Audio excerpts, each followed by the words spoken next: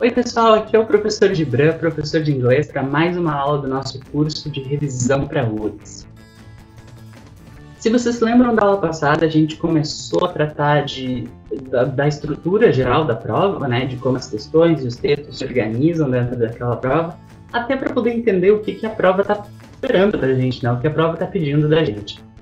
A gente também falou um pouco de leitura, de como fazer uma leitura mais proveitosa daqueles textos que estão colocados ali, levando em conta coisas como, por exemplo, o gênero de cada texto.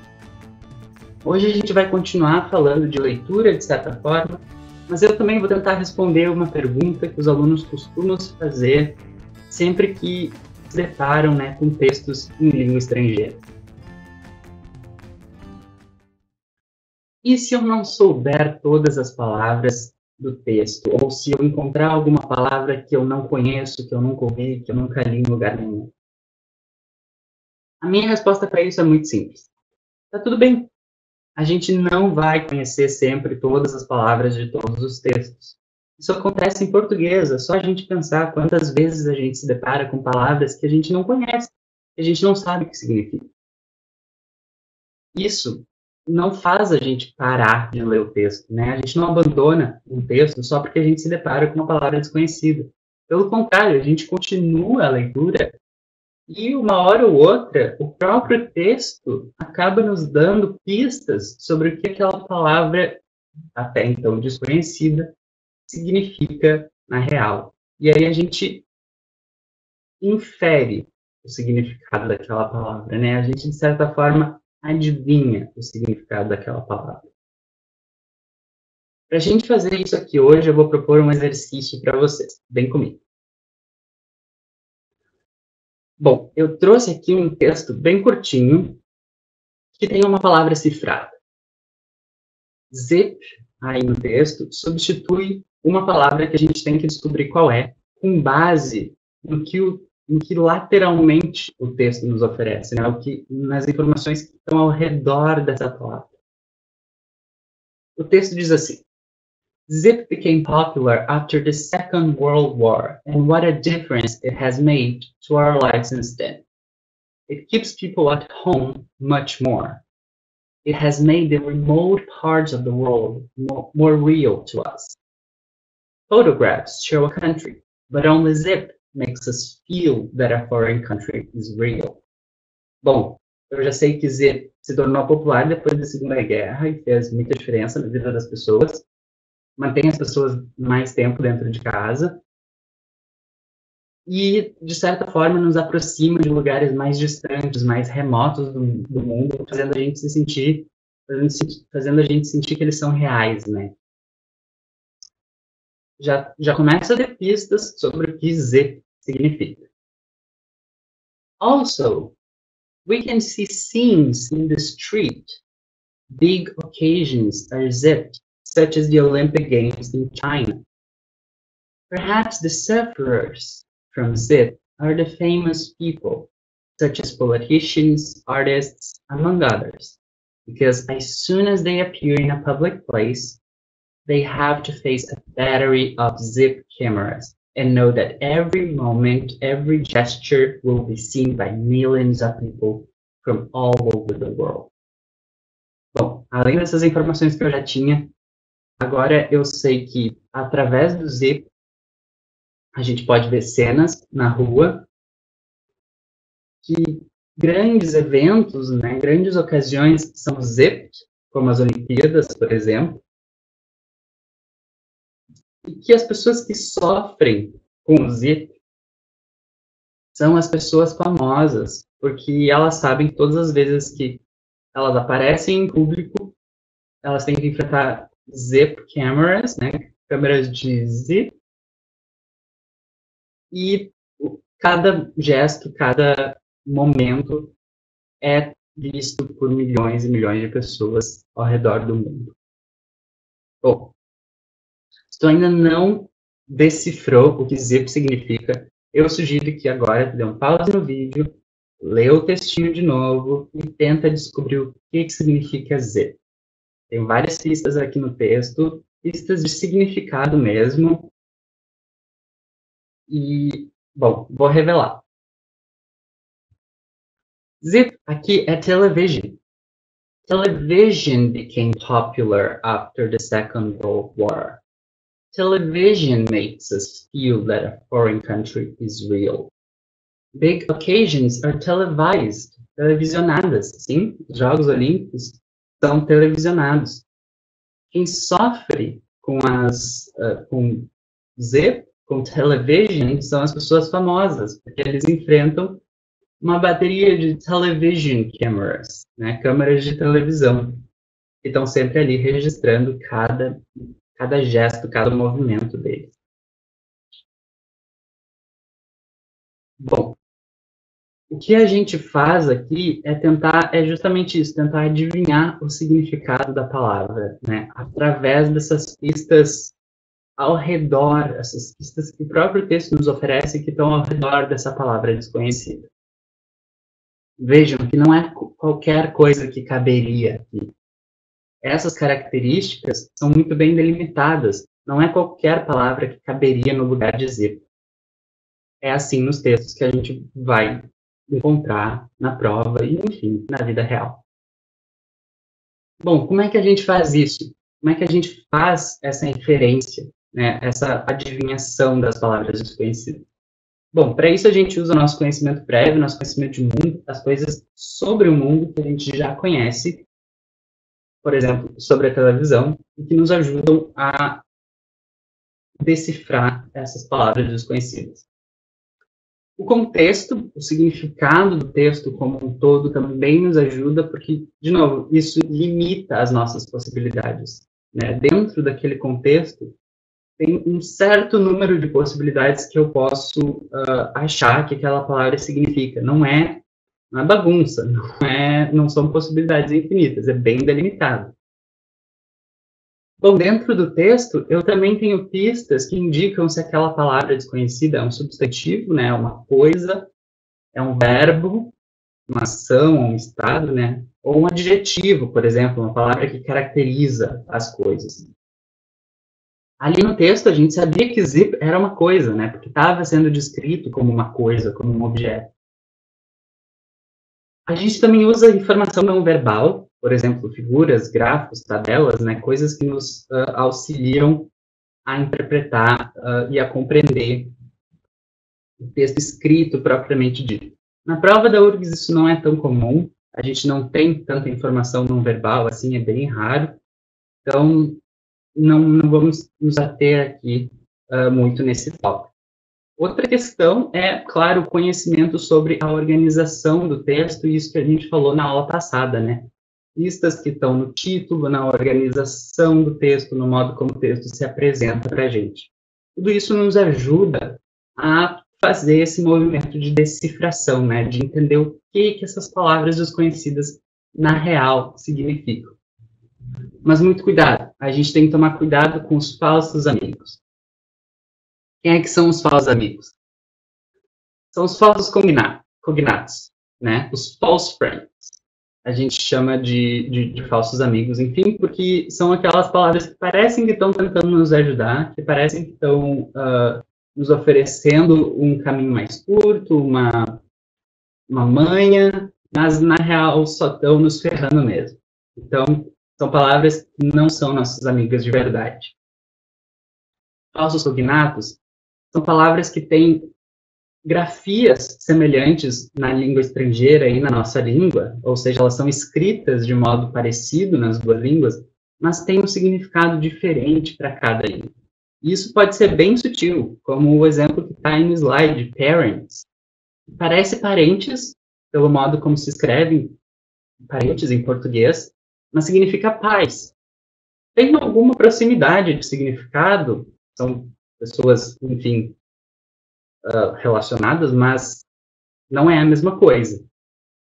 Nesse sentido, os falsos cognatos são uma armadilha mesmo que a gente tem que ter cuidado. Isso é o contexto que vai nos dizer. Às vezes uma palavra pode parecer uma coisa, mas o contexto denuncia, isso, se fosse isso, não ia caber aqui. Vamos dar uma olhada. Para isso eu trouxe a questão 56 da prova de 2014 da URGS. que explora especificamente falsos cognatos. Aonde a gente tem que tomar cuidado com falsos cognatos na URGS? Naquelas questões que pedem equivalentes para o português, justamente as questões que tratam, né, da equivalência entre as duas línguas. Claro, durante a própria leitura do texto é bom que a gente esteja atento para os falsos cognatos, mas especialmente as questões que lidam diretamente com essa coisa de substituir uma palavra por outra ou de procurar traduções, né, para o português de uma palavra X dentro do texto, enfim.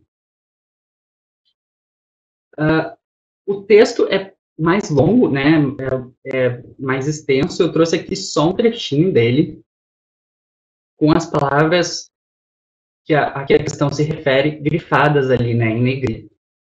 Então, a questão diz assim: associe as palavras da coluna da esquerda às suas respectivas traduções na coluna da direita, de acordo com o sentido que tem no texto. Então, de novo, a gente sempre tem que levar o contexto em consideração.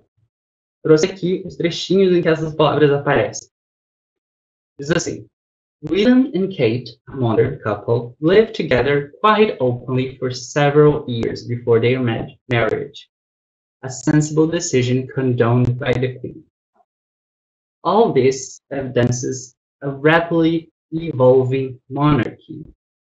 Who would have suspected that the Queen would have been seen pretending to parachute into the Olympic Stadium with James Bond? Bom, a gente já sabe que o texto está tratando do William e da Kate, né, casal real. Então a gente tem algum conhecimento de mundo já sobre isso, que pode nos ajudar a entender essas palavras aqui. E vejam, a gente percebe que esse texto faz uma avaliação positiva da monarquia, mais especificamente dessa evolução da monarquia.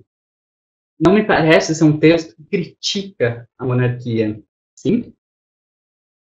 Então, as palavras que a gente tem que decifrar são sensible, condoned e pretending.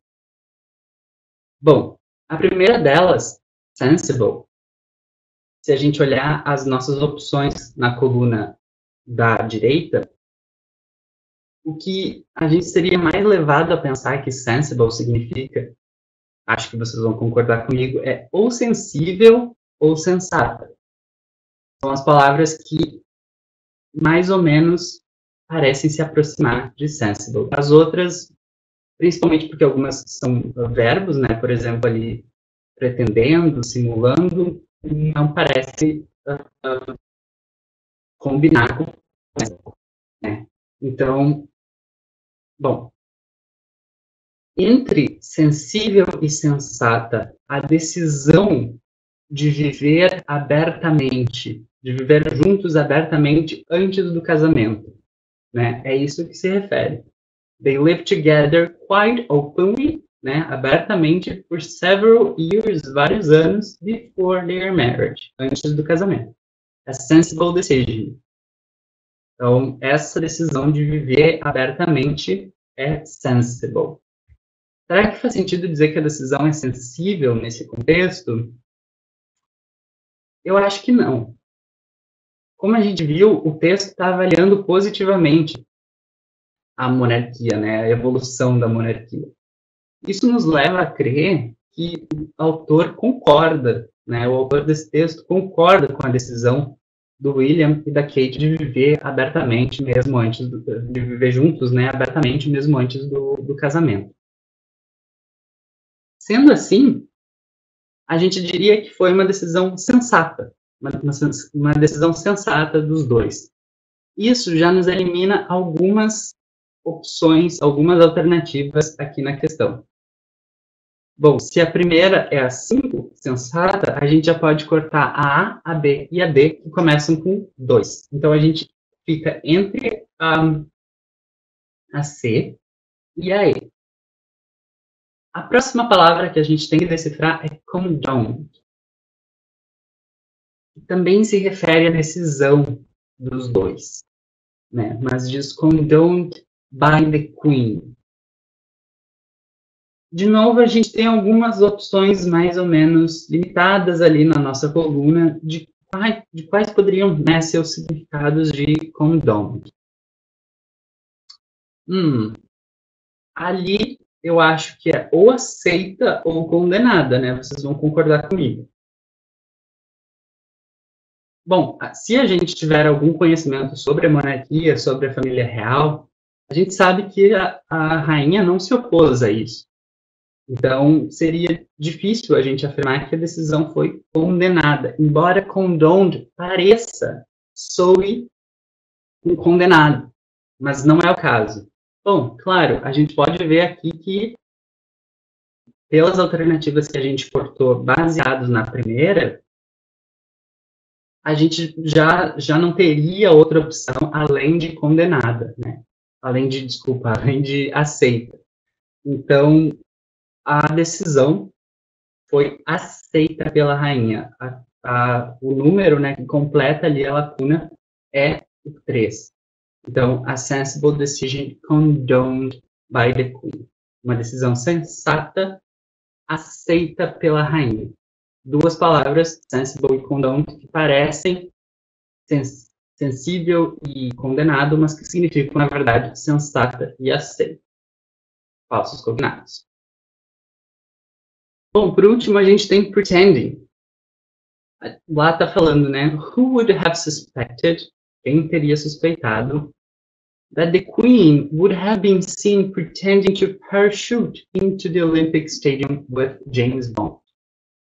Quem teria suspeitado que a rainha seria vista fingindo entrar de paraquedas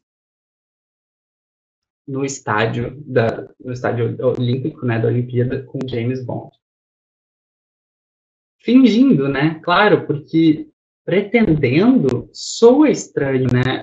Ela foi vista pretendendo pular de paraquedas no estádio, não combina exatamente com o que tá sendo colocado ali, com a situação que está sendo desenhada, né?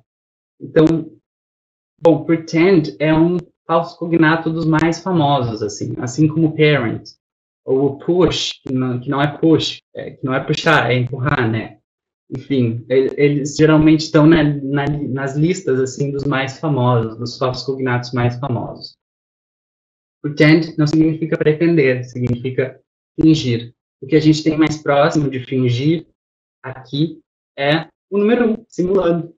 E aí, com isso, a gente pode cortar a alternativa E e só a C fica como certa para a gente. Então, pessoal, levem sempre em consideração o contexto em que as palavras aparecem. E se vocês não conhecem o significado de uma palavra, usem essas pistas que estão no próprio texto, às vezes na própria palavra, a gente vai ver isso mais para frente, que nos ajudam a inferir, a concluir qual é o significado oculto dessa palavra. Por hoje é isso. Vejo vocês na próxima aula. Tchau!